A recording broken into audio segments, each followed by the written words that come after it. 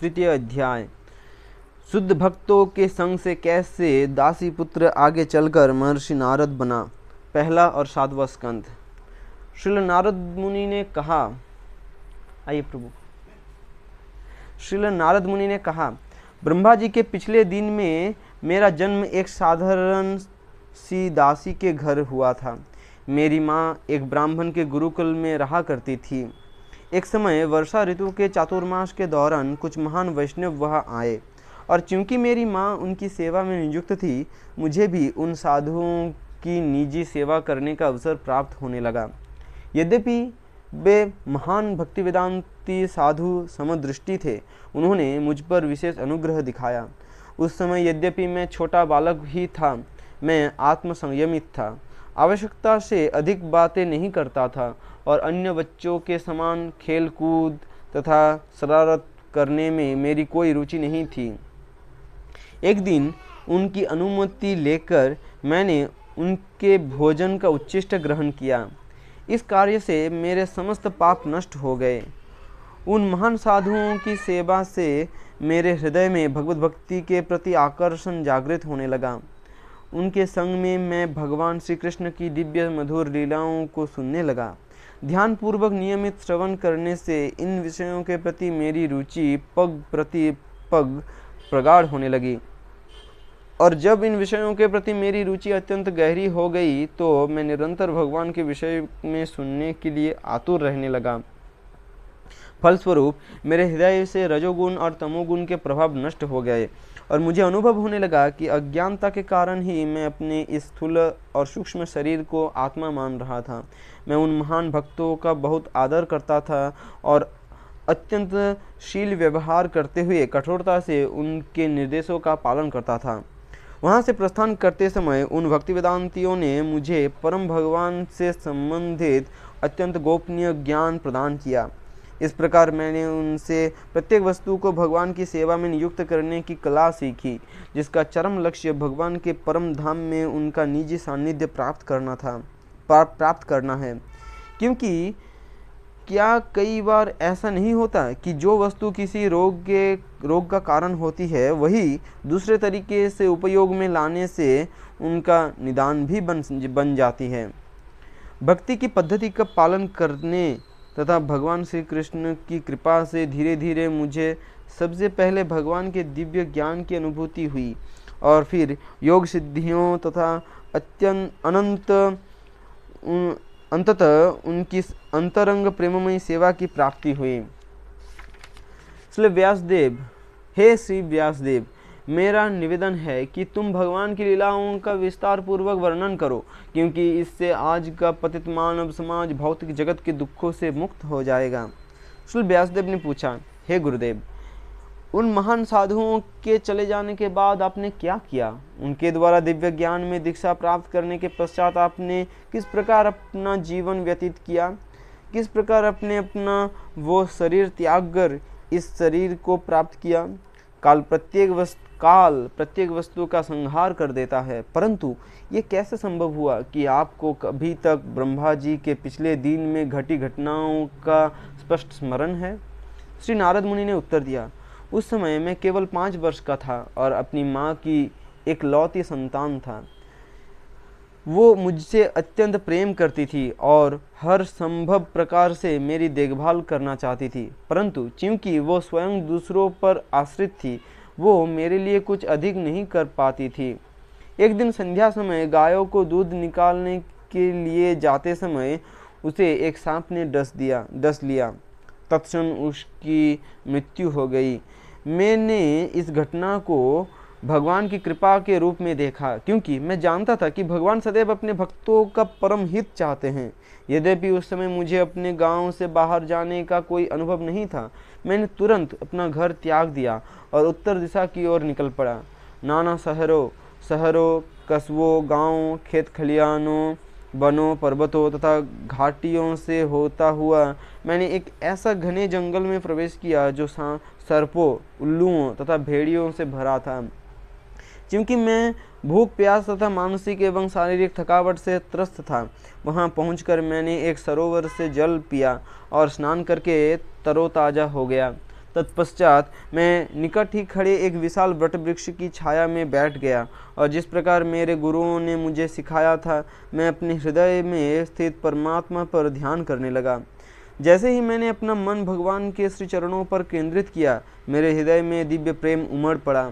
मेरी आंखों से अविचल अश्रुपात होने लगा। भगवान श्री कृष्ण मेरे हृदय रूपी कमल पुष्प पर प्रकट हो आए।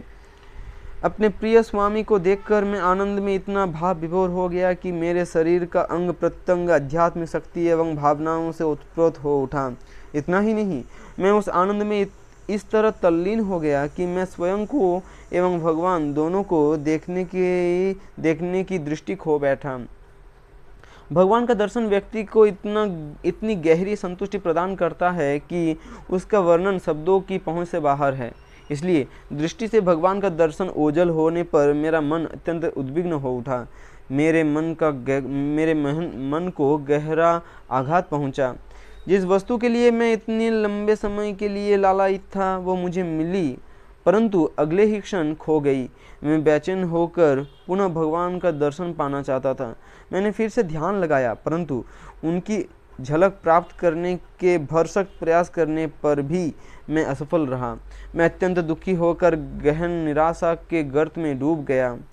उस एकांत स्थान में मेरी गंभीर चेष्टाओं को देखकर भगवान मेरे दुखों को दूर करने के लिए अदृश्य रहते हुए गंभीर शब्दों में ये वचन कहे। श्री भगवान ने कहा, हे नारद, मुझे ये कहते हुए खेद हो रहा है कि इस जीवन में तुम पुनः मेरे दर्शन नहीं कर पाओगे, क्योंकि जो व्यक्ति पूरी तरह भौतिक कल्मशों से मुक्त नहीं होता उसका मेरे पास आना अत्यंत दुष्कर है। तुम्हारे ऊपर विशेष अनुग्रह करते हुए मैंने इसलिए तुम्हें अपनी छोटी सी झलक दिखाई, जिससे मुझे प्राप्त करने की तुम्हारी उत्कंठा और अधिक बढ़ जाए, और तब मुझे यथाशीघ्र प्राप्त करने की लालसा में तुम समस्त भौतिक इच्छाओं से मुक्त हो जाओगे। मैं तुम्हें पूरा आश्वासन देता हूँ कि मेरी कृपा से ना तुम्हारी भक्ति में कोई बाधा नहीं मैं तुम्हें पूरा आश्वासन देता हूँ कि मेरी कृपा से न तुम्हारी भक्ति में कोई बाधा नहीं आएगी और सृष्टि एवं प्रलय के बाद भी तुम्हारी स्मरण शक्ति यथावत बनी रहेगी। इस प्रकार इस घृणित भौतिक संसार को त्यागने के पश्चात तुम आध्यात्मिक जगत में मेरा सान्निध्य प्राप्त करोगे। श्री नारद मुनि ने कहना जारी रखा। ये कहकर भगवान शांत हो गए। उनके प्रति अगाध कृतज्ञता का अनुभव करते हुए मैंने उन्हें प्रणाम किया। तत्पश्चात मैं पूरी तरह संतुष्ट रहते हुए विनम्र तथा द्वेष रहित होकर संपूर्ण पृथ्वी का भ्रमण करने लगा। समस्त सामाजिक रीतियों की उपेक्षा करते हुए मैं भगवान के पवित्र नामों तथा उनकी महिमाओं का निरंतर गान करने लगा।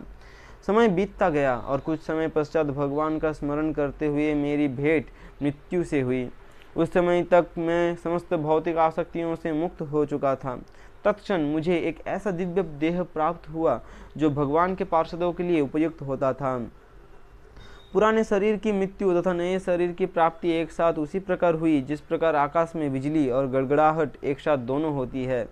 ब्रह्मा जी के दिन की समाप्ति पर जब भगवान नारायण प्रलय के जल में लेटे थे, उस समय मैं ब्रह्मा जी तथा भौतिक तत्वों के साथ ही भगवान की श्वास से उनके शरीर के भीतर प्रविष्ट हो गया। वहाँ ब्रह्मा जी ने गर्भोदक्षयी विष्णु के रात्रिकाल समाप्त होने तक विश्राम किया, जो 4 युगों के 1000 चक्र जितनी अवधि होता है। तत्पश्चात मैं ब्रह्मा जी के पुत्र के रूप में अन्य ऋषि महर्षियों के साथ प्रकट हुआ, परंतु मेरा प्राकट्य उन सब से अलग पूरी तरह दिव्य था। भगवान विष्णु की अतिशय कृपा के कारण मैं उस समय से समस्त भौतिक एवं आध्यात्मिक जगतों में निर्बाध भ्रमण करने लगा, और भ्रमण करते समय मैं भगवान श्री कृष्ण द्वारा दी गई इस वीणा पर सतत उनकी महिमाओं का गान करता रहता हूँ। जैसे ही मैं भगवान की महिमाओं का गायन आरंभ करता हूँ, वे तत्क्षण आकर मेरे हृदय रूपी आसन पर विराजमान हो जाते हैं, मानो उनका आवाहन किया गया हो। हे व्यास, अब मैं तुम्हें अपना प्रत्यक्ष अनुभव बताता हूँ। इस संसार की पीड़ित जीवात्माओं को अज्ञानता के दुख भरे सागर से पार ले जाने के केवल एक ही मार्ग है कि उन्हें भगवान के पवित्र नाम तथा लीलाओं के निरंतर कीर्तन रूपी नौका में सवार कर दिया जाए। फिर से कहता हूँ, इस संसार की पीड़ित जीवात्माओं को अज्ञानता के दुख भरे सागर से पार ले जाने का केवल एक ही मार्ग है। अज्ञानता के दुख भरे सागर से पार ले जाने का केवल एक ही मार्ग है कि उन्हें भगवान के पवित्र नाम तथा लीलाओं के निरंतर कीर्तन रूपी नौका में सवार कर दिया जाए। योग पद्धति द्वारा इंद्रियों को संयमित करने से व्यक्ति को कुछ समय के लिए अवश्य भौतिक कष्टों से राहत मिलती है, परंतु मात्र भगवान की प्रेममयी सेवा ही आत्मा को सच्ची संतुष्टि प्रदान करने की शक्ति रखती है। ये कहकर नारद मुनि ने अपनी वीणा बजाते हुए आकाश मार्ग द्वारा वहां से प्रस्थान किया। तब श्री व्यासदेव सरस्वती नदी के पश्चिम तट पर बैठ गए। शुद्धिकरण के लिए जल का स्पर्श करते हुए उन्होंने अपने निष्पाप मन को भगवान पर केंद्रित कर लिया। ध्यान अवस्था में उन्होंने भगवान को देखा और साथ ही उन्होंने उनके पीछे चल रही उनकी बहिरंगा माया को भी देखा, जो पूरी तरह से उनके नियंत्रण में थी। उस बहिरंगा शक्ति द्वारा निर्मित माया को केवल भक्ति योग के विधि द्वारा ही नष्ट किया जा सकता है। और चूंकि जनसामान्य उस विधि से अनजान था, श्री व्यासदेव ने इस महान ग्रंथ श्रीमद् भागवतम की रचना की। इस अद्भुत ग्रंथ के श्रवण मात्र से तत्क्षण हृदय में भगवान श्री कृष्ण के प्रति दिव्य प्रेम भक्ति अंकुरित हो जाती है और शोक मोह तथा भय रूपी अग्नि का पूर्णतः शमन कर देती है। ब्रह्मा जी के पूर्व कल्पों में नारद मुनि उपबर्हन नाम के एक गंधर्व थे। उनका मुख अत्यंत सुंदर तथा शरीर आकर्षक था और इसलिए अन्य सब गंधर्व उनका अत्यधिक सम्मान करते थे। जब उपबर्हन सुंदर पुष्पों की मालाओं तथा चंदन के लेप से सुसज्जित होकर सभा में आता था तो स्त्रियां मंत्रमुग्ध हो जाती थी। परिणाम स्वरूप उपबर्हन सदैव कामुक इच्छाओं से पीड़ित रहता था और जिनकी वो स्त्रियों के लिए अत्यंत आकर्षक था, उसका जीवन रंग रेलियों और भोग विलास भरा था। एक समय देवताओं ने भगवान का गुणगान करने के लिए संकीर्तन उत्सव का आयोजन किया। उसमें सब गंधर्वों और अप्सराओं को निमंत्रित किया गया। अनेक स्त्रियों से घिरा उपबर्हन भी वहां पहुंचा और उनके संग में मूर्खतावश अन्य देवताओं का गुणगान करते हुए गीत गाने लगा। इन दो अपराधों के कारण कामुक स्त्रियों के संग में संकीर्तन में सम्मिलित होना तथा लौकिक गीतों को कृष्ण कीर्तन के समान मानना, प्रजापतियों ने उसे तुरंत शूद्र शरीर में जन्म लेने का शाप दे दिया। परिणाम स्वरूप उपबर्हन को एक साधारण दासी के घर में जन्म लेने के लिए बाध्य होना पड़ा। ओम जतसर्वं परिभ्रष्टं मात्रहीनं यद्भवेत् पूर्णभूत तत्सर्वं तत्प्रसादात् सुरेश्वरः।